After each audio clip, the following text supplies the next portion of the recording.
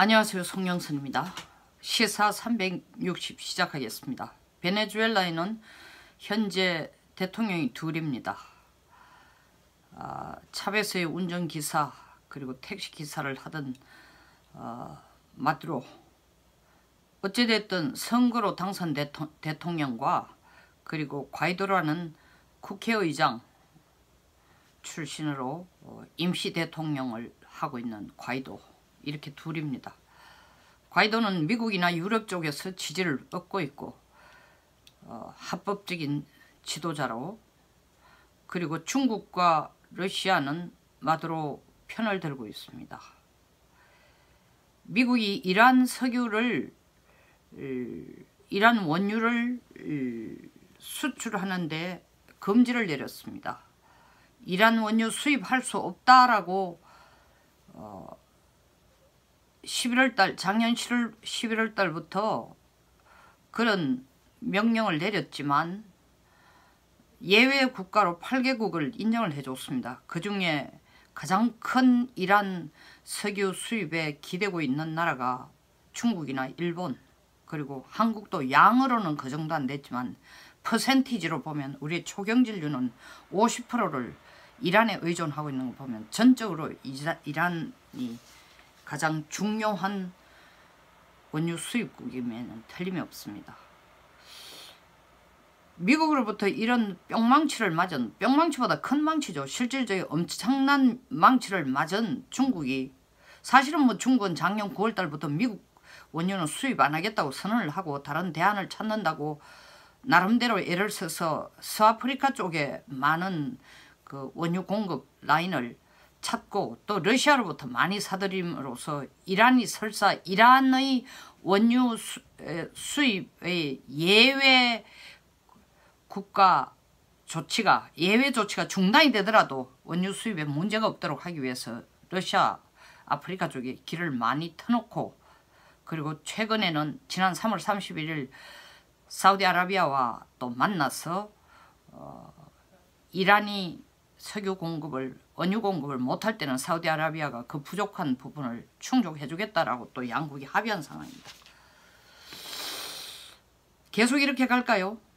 그래도 중국이 필요한 양을 충족시키지도 못하고 불안합니다. 앞으로 중국이 가장 많이 공을 들일 나라 중에 하나가 베네수엘라입니다.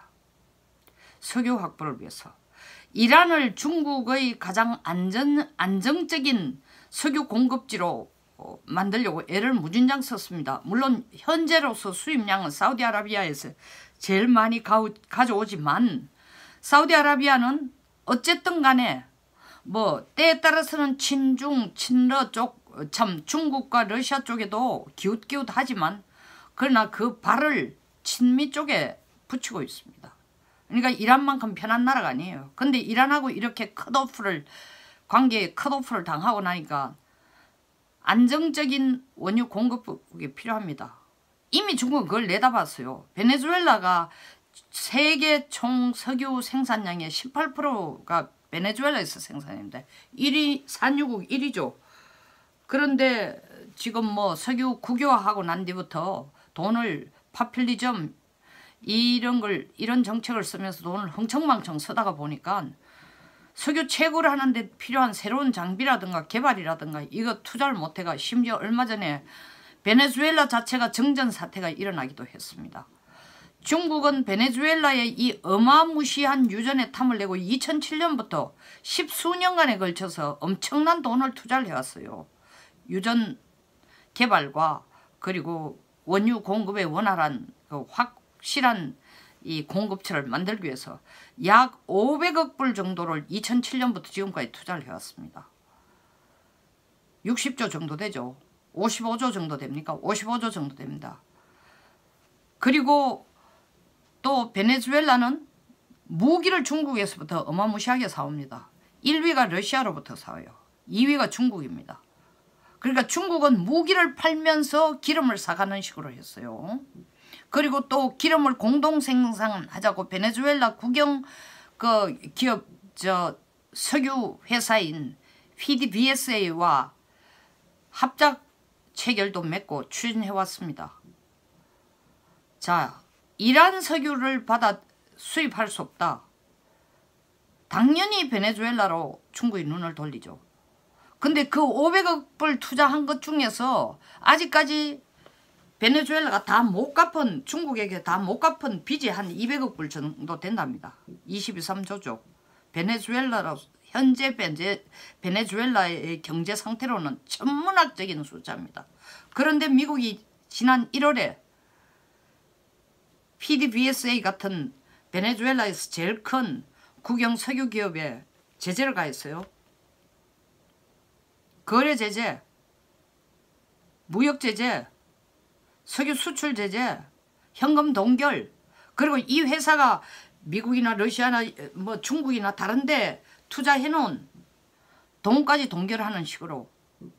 그리고 또 마두로가 가지고 있던 금괴도 어디 내다 팔지 못하게 했는데 러시아가 살금살금 그 마두로와 협력을 해서 마두로가 그 상당수의 금을 수십 톤을 러시아로 피신시켜 놓기도 했다고 합니다. 자, 중국으로서는 원유 수입을 못하면은 1대1로고 중국 경제고 다 끝나는 겁니다. 지금 아슬아슬한 상황에 와 있는데 그나마 에너지 공급이라도 원활해야 경제가 경착륙을 하지 않습니다. 성장하는 속도의 퍼센티지는 지금 6% 중간대에서 더 떨어진다 손치더라도 큰 무리 없이 경제를 끌어가려고 하면은 원유 공급이 원만해야 됩니다.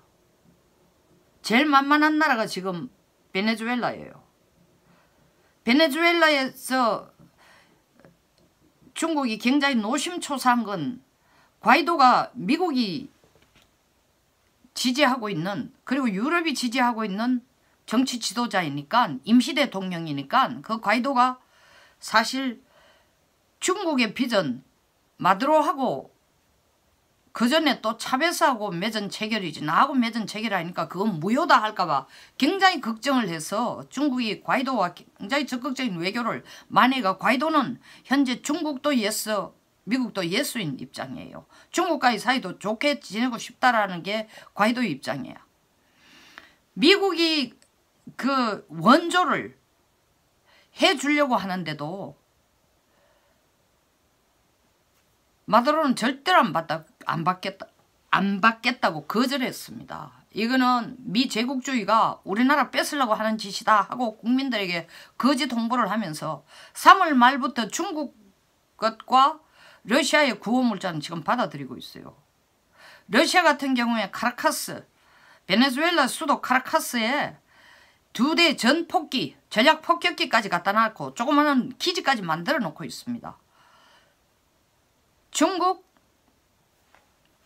이때까지 베네수엘라에 투자한 돈 다 찾지도 못하니까 이제 그걸 뭐가 받겠습니까? 기름으로 받고 무기로 무기 갖다 주고 지금까지 못 받은 받아야 될 채권 200억 불 기름으로 대신 받을 거고 무기 계속 팔면서 그 무기에 대한 현금 대신에 또 기름으로 받을 거예요. 미국이 베네수엘라에 대해서는 굉장히 신경을 씁니다. 이 마두로 정권이 문제가 생기기 전까지는 사실 미국이 해외에서부터 원유 수입을 제일 많이 하는 나라인 동시에 작년 2월까지는 미국이 세계 1위 원유 수입국이었습니다. 그리고 원유 수입국이 어디로부터 수입하는 나라가 베네수엘라가 1위였습니다. 그리고 미국이 셰일가스를 뭐 발굴하고 또 그게 국제 경쟁력이 가장 뛰어난 가격으로 채굴하게 되자 2015년부터 서서히 원유 수출, 미국의 원유 수출 금지법을 풀어가지고 미국의 원유도 다른 나라에 팔도록 해놨습니다. 그럼에도 불구하고 베네수엘라에 신경을 쓰는 이유는 단순한 원유 공급국으로서의 신경을 쓰는 것만 아니라 남미에서 베네수엘라라는 건 지리적인 위치가 바로 쿠바 밑에 있습니다. 쿠바는 바로 미 본토에서의 완전 좀 뭐라고 할까 표현이 그렇습니다만 학문이 있지 학문이 있지. 쿠바와 베네수엘라가 손을 잡으면은 북미가 별로 편해지지 않습니다. 미국이 편하지 않습니다. 그러니까 베네수엘라는 과거 200년 동안 전쟁을 엄청나게 많이 했어요. 내전을 20여 차례 거쳤습니다. 그러면서 지속적으로 반미를 해오던 국가예요. 이 틈새를 이용해서 중국하고 러시아가 경쟁적으로 베네수엘라에게 손을 내밀고 있습니다. 러시아는 러시아대로 지 전략적인 욕심에서 베네수엘라와 손을 잡으려고 하고 중국은 중국대로 자원과 이 베네수엘라가 원유뿐만 아닙니다. 다른 천연자원도 굉장히 많이 나요. 그리고 베네수엘라 경제는 이란 경제하고 또 달라요. 이란은 약 그 국가 경제의 한 70%를 석유에 의존하지만 베네수엘라는 95%를 석유에 의존하고 있어요. 석유 못 팔면 나라 끝나는 겁니다.